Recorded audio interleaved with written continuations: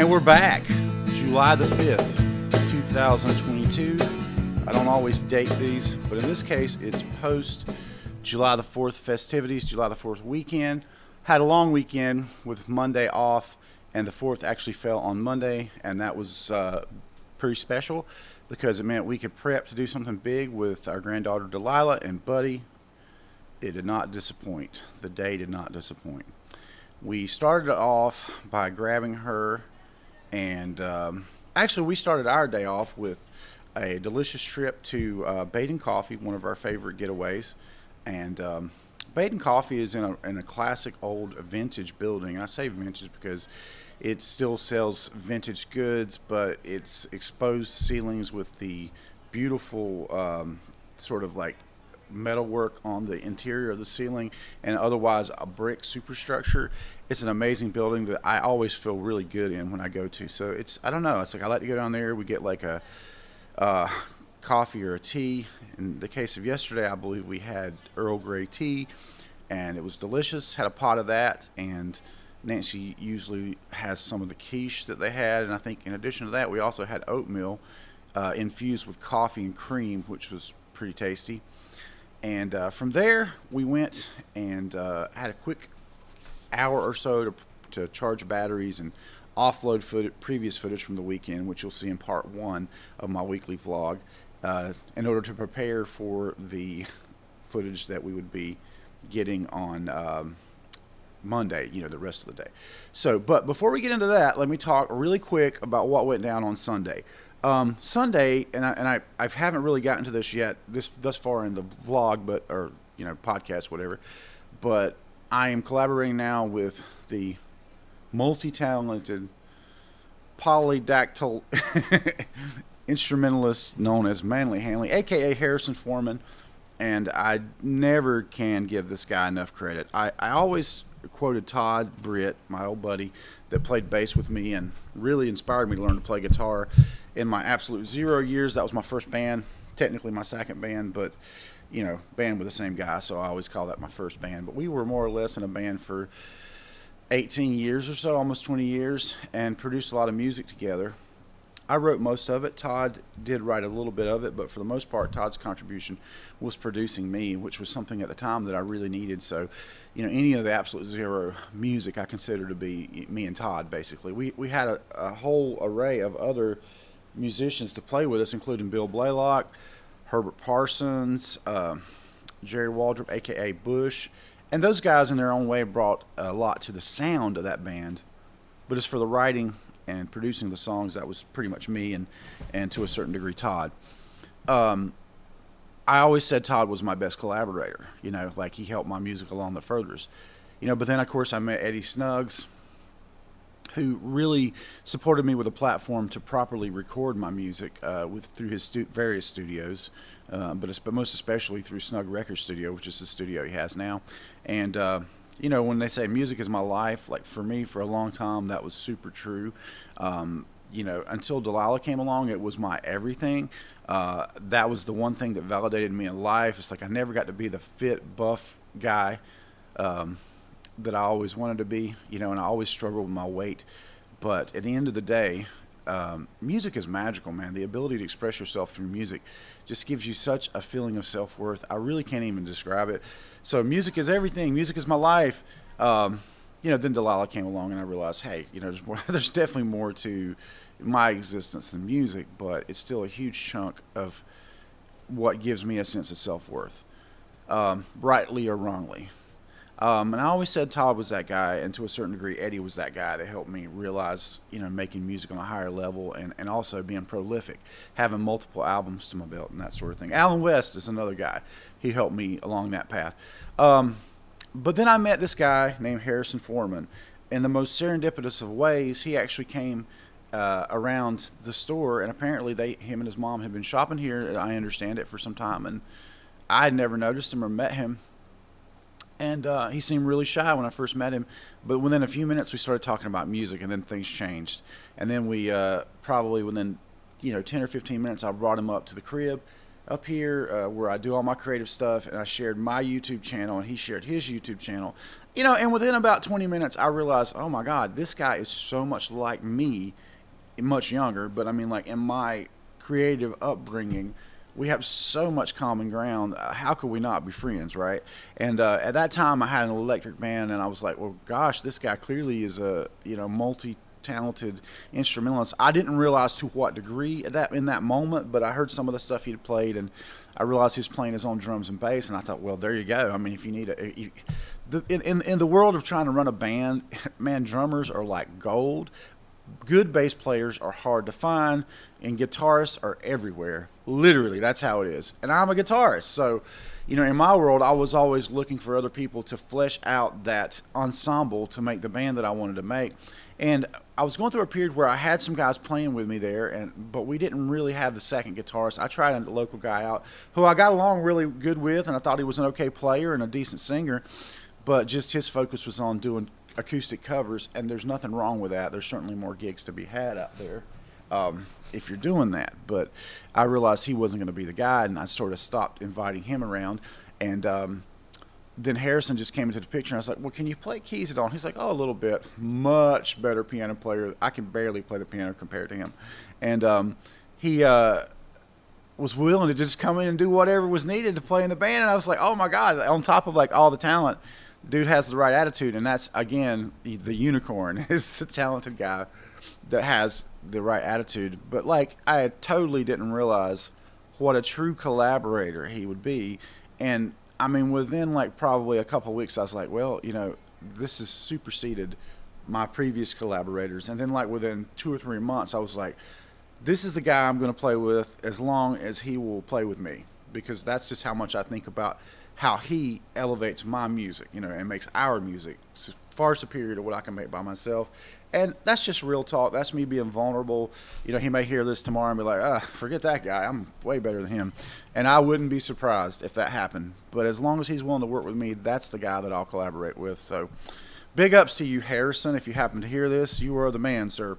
Moving right along, Sunday was that time that we set aside to work on an album project called 5x5, which you'll be able to find right here on iTunes eventually when it's released. But the goal of that project is to take some of our originals that we're performing live right now, me, Harrison, and Tony Torres on percussion, and to capture the live essence. We've done several shows together now, and we've had some pretty good moments out there, and I wanted to capture the feeling of that live sound. And we're attempting to, and we do that like typically 2-man acoustic or 2-man acoustic with percussion. That's how we're playing mostly right now, and the gigs we played this summer. In fact, we've not done the electric show yet because we lost our drummer there, and we just haven't put that back together. But it's been good. It's been really good and lots of fun. So our goal, because I happen to know that Harrison can do this and has done this before, Harrison's made an album, a full album, written and recorded in 2 weeks. Not saying that's what we do all the time, but I thought, we don't even have to do the writing. The writing's already done. Let's just see if we can record our own album in a month. And so that's the goal of the 5x5. And we're 2 weeks into that right now, and I got to say, we're going to make it. I think we're going to make it. And barring anything unforeseen, we're going to make it. And another project that he and I had been co-producing and recording was something called...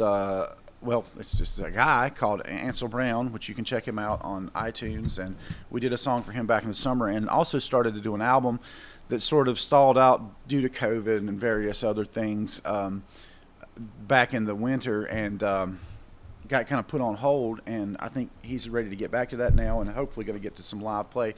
But in addition to our session recording for 5x5, we did like an extra long session Sunday. It was like basically, I think, about 8 hours for Harrison and I, starting around 1 and concluding around 8:30. But we had about halfway through, we had Ansel come in, and with the idea of let's work on your album a bit, and also the idea of maybe why don't you come along on some songs of ours, and then come show up and play a little bit, perform a little bit live. Because I always say, as a producer, man, if you can play those songs live and get them out in the real world, and realize what they are in the moment, that's going to make you render a better version of that vocal and a better performance on your actual album. So that was the goal of that. And it just so happened that he fit perfectly on a song that we had already started, the title track of the album called 5x5. Now, I was not, like us, Ansel's a lyricist too, and he wants to, have his own input, and that's always a good thing for me as long as you're dealing with somebody that's got some skill. And he has got a great vocal tone, so I knew he'd sound great on this. But we started kind of producing him in and then getting some lyrics from him. I wasn't happy with my original pass on the verse lyrics of 5x5. For me, 5x5 was weird verse chords, and it was all about the chorus. And I had written a chorus I really loved, but I did not. I wrote a verse just to sing to get to the chorus, so I knew that wasn't going to make the cut.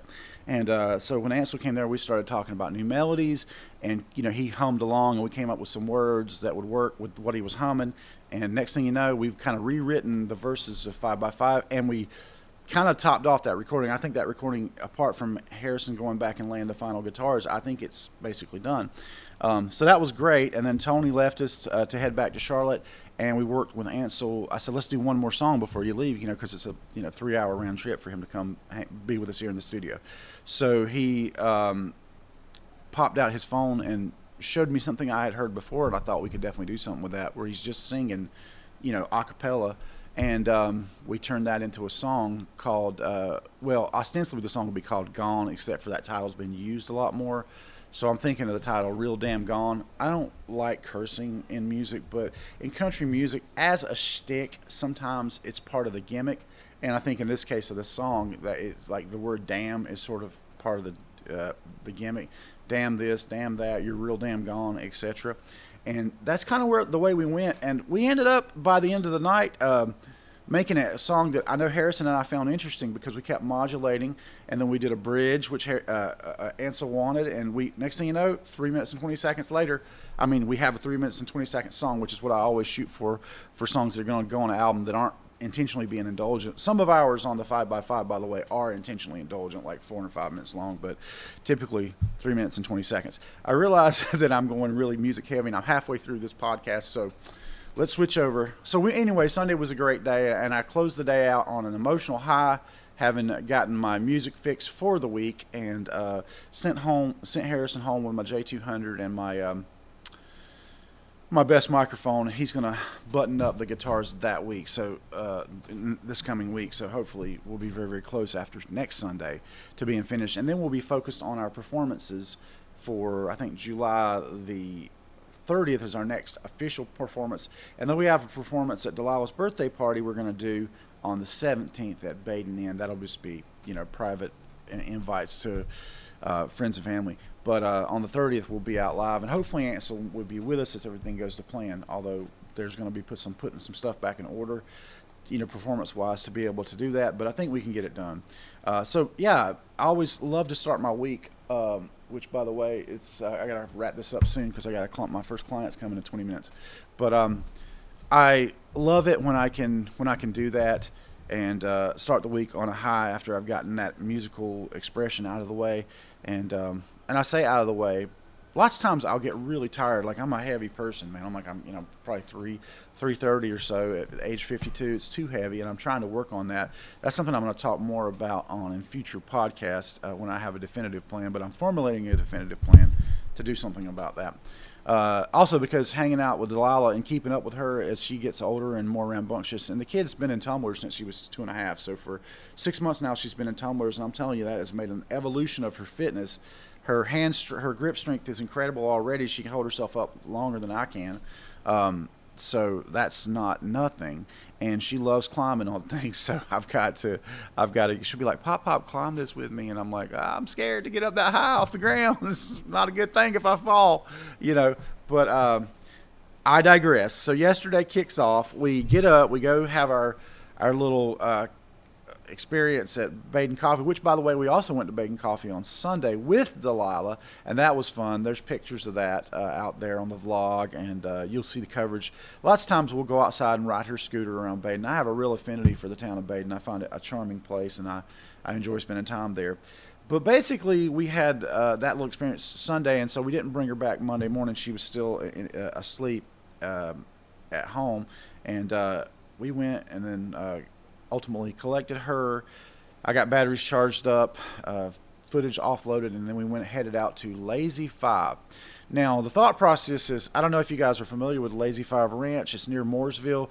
Basically, it's a place that's got 500 animals or so. It's wild. It's a ranch where somebody started collecting exotic pets and then turned it into like a zoo experience. And you go there, there's gift shops, there's playgrounds, there's walking parts of it where you visit animals that are, kept in smaller enclosures.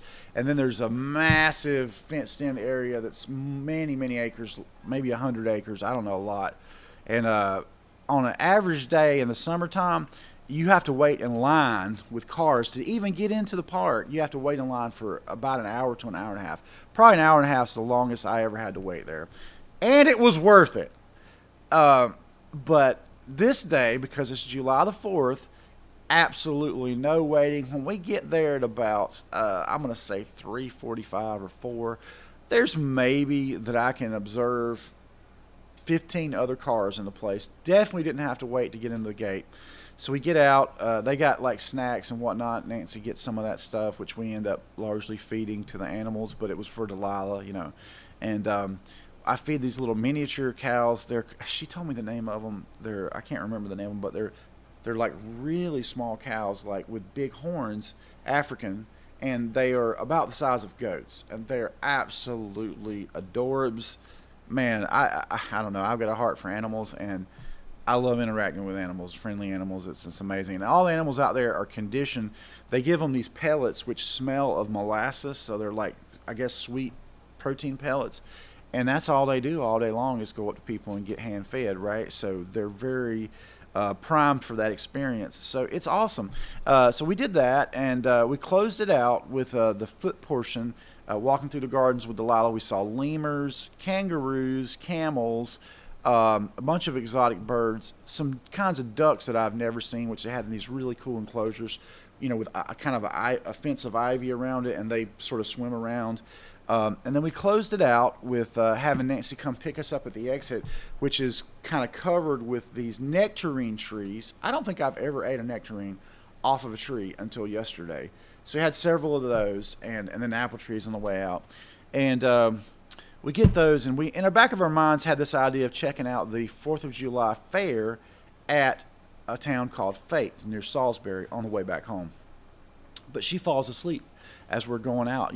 She's had a long day. She falls asleep, and I'm thinking, I'm going to get out of this second event because we're already blasted. It's super hot. It was like 91 degrees, and it got a little cloudy, and it maybe dropped down to like 80, 87, down possibly to 82 or so when we left. Still very hot and muggy.